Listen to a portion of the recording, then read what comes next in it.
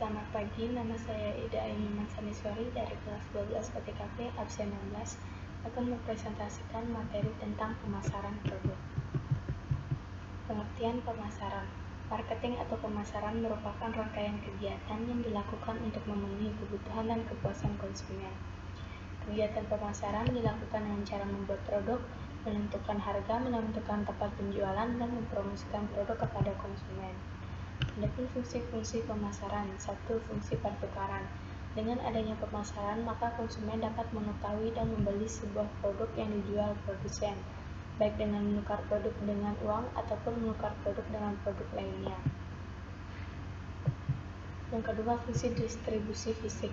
Proses pemasaran juga dapat dalam bentuk distribusi fisik terhadap sebuah produk, di mana distribusi dilakukan dengan cara menyimpan atau mengangkut produk tersebut.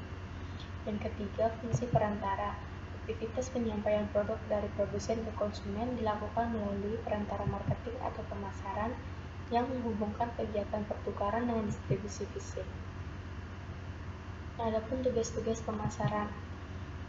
1. Memperkenalkan produk.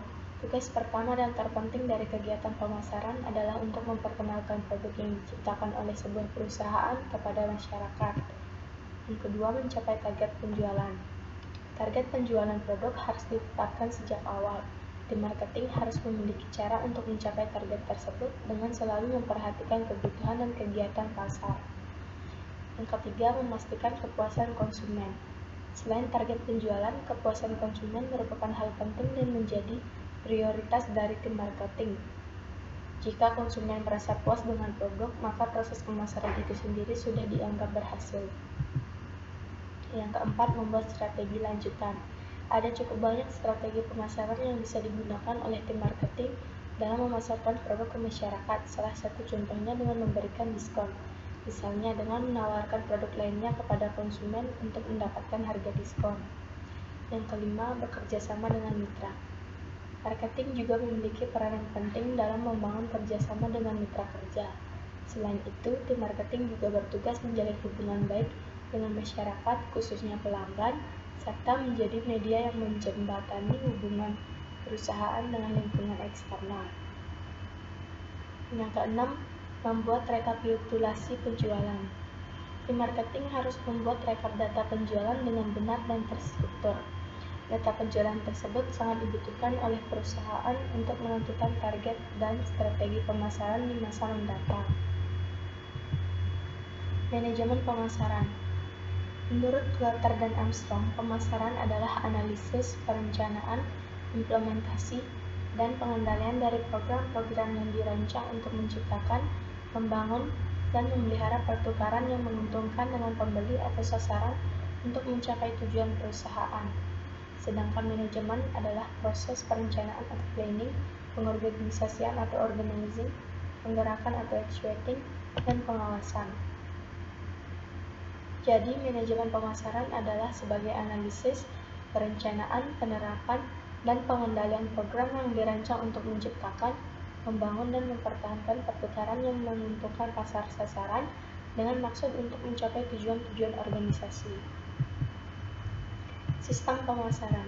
Sistem pemasaran adalah kumpulan lembaga yang melakukan tugas pemasaran barang, jasa, ide, orang, dan faktor-faktor lingkungan yang saling memberikan pengaruh dan membentuk serta mempengaruhi hubungan perusahaan dengan pasarnya.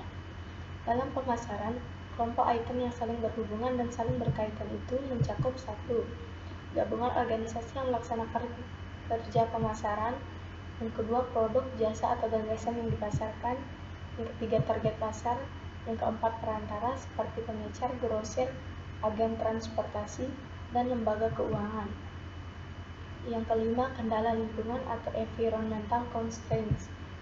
Sistem pemasaran yang paling sederhana terdiri dari 2 unsur yang saling berkaitan, yaitu organisasi pemasaran dan target pasarnya. Strategi pemasaran. Strategi pemasaran adalah pengambilan keputusan-keputusan tentang biaya pemasaran, bauran pemasaran, alokasi pemasaran, dalam hubungan dan keadaan lingkungan yang diharapkan dan kondisi persaingan. Dalam strategi pemasaran, ada 3 faktor utama yang menyebabkan terjadinya perubahan strategi dalam pemasaran, yaitu 1. Daur hidup produk. Strategi harus disesuaikan dengan tahap-tahap daur hidup, yaitu tahap perkenalan, tahap pertumbuhan, tahap kedewasaan, dan tahap kemunduran. Yang kedua, posisi persaingan perusahaan di pasar. Strategi pemasaran harus disesuaikan dengan posisi perusahaan dalam persaingan, apakah memimpin, menantang, mengikuti, atau hanya mengambil sebagian kecil dari pasar. Yang ketiga, situasi ekonomi. Strategi pemasaran harus disesuaikan dengan situasi ekonomi dan pandangan ke depan, apakah ekonomi berada dalam situasi makmur atau inflasi tinggi. Segmentasi pasar. Segmentasi pasar adalah kegiatan membagi suatu pasar menjadi kelompok-kelompok pembeli yang berbeda yang memiliki kebutuhan, karakteristik, atau perilaku yang berbeda yang mungkin membutuhkan produk atau bauran pemasaran yang berbeda. Atau segmentasi pasar bisa diartikan sebagai proses pengidentifikasian dan menganalisis para pembeli di pasar produk dan menganalisa perbedaan antara pembeli di pasar. Tingkat segmentasi pasar. 1. Pemasaran massal. Pemasaran massal berfokus pada produksi massal, distribusi massal, dan promosi massal untuk produk yang sama dalam cara yang hampir sama ke seluruh konsumen. Yang kedua, pemasaran segmen. Pemasaran segmen menyadari bahwa pembeli berbeda dalam kebutuhan, persepsi, dan perilaku pembelian. Yang ketiga, pemasaran ceruk.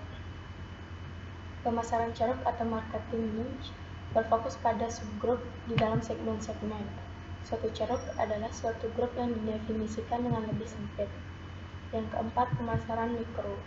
Praktik penyesuaian produk dan program pemasaran agar cocok dengan cita rasa individu atau alokasi tertentu.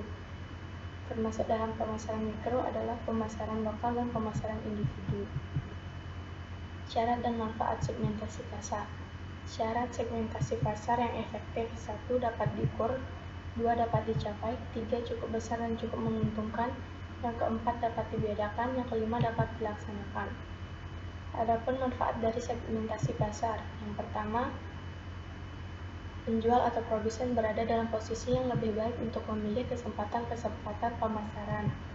Yang kedua, penjualan atau produsen dapat menggunakan pengetahuannya terhadap respon pemasaran yang berbeda-beda, sehingga dapat mengalokasikan anggarannya secara lebih tepat pada berbagai segmen. Yang ketiga, penjual atau produsen dapat mengatur produk lebih baik dan daya tarik pemasarannya. Sekian presentasi dari saya. Apabila ada salah kata, kurang lebihnya saya mohon maaf. Selamat pagi dan terima kasih.